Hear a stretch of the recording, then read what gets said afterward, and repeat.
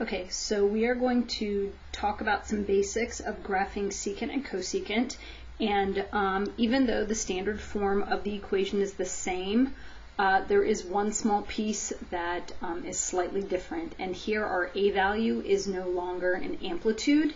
It is going to be either a stretch or a compression, because you will see that the definition of A for secant and cosecant will be the distance from the baseline to the highest and lowest points. There will no longer be a maximum or a minimum based on the reciprocal graphs. So I'll just go through some basics here, and then we can take a look at the parent function. So for the cosecant graph, the cosecant is the reciprocal of sine, so we will be graphing the sine function first in order to get the graph for the cosecant. Here the range is stated in terms of a piecewise or a piece of the interval notation, and it'll make more sense once you see the graph, and I'll show you that in just a second.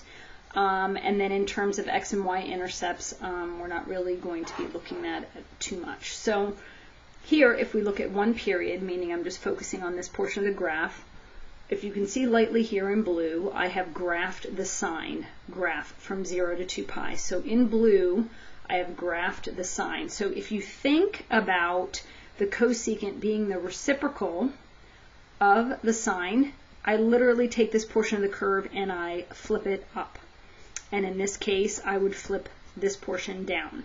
So wherever we have our sine graph crossing the baseline, wherever that may be, that indicates that there will be a vertical asymptote for the cosecant, because if you think about it, the sine of pi is 0, but when I flip that over, that becomes 1 over 0, which is undefined. So for the cosecant, we will have a value that's undefined here and here. So the cosecant graph is made up of two pieces with actually 3 vertical asymptotes, a vertical asymptote at 0, pi, and 2 pi for the parent function.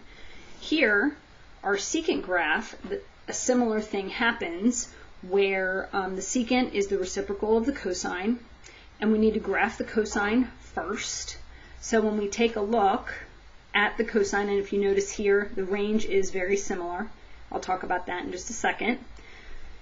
When we have our cosine graph, so you notice here the cosine in pink has been graphed first. Wherever the cosine touches the baseline, I have a vertical asymptote.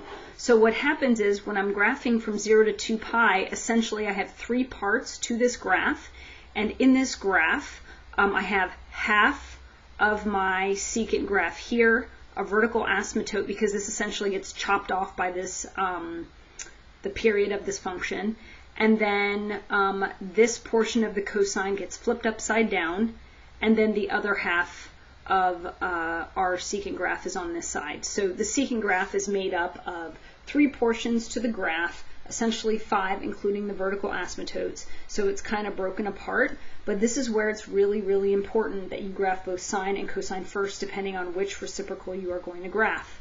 In addition to that, I stated that the range for this function here, which is the secant and the cosecant, we go from negative infinity to negative 1. You notice here your graph continues down, heading towards negative infinity. Then this area right here, somewhat similar to a vertex, ends at negative 1. Then there's a huge space in between, because remember, this graph essentially is in here, which is why I sketched it with a dotted line. And then the graph begins again at 1 and continues to infinity. So when you are graphing secant and cosecant, for the secant, you need to graph the cosine first and either graph it very lightly or use a dotted line. Same thing with the cosecant, except you are going to graph the sine first. You need these so you don't have to memorize points.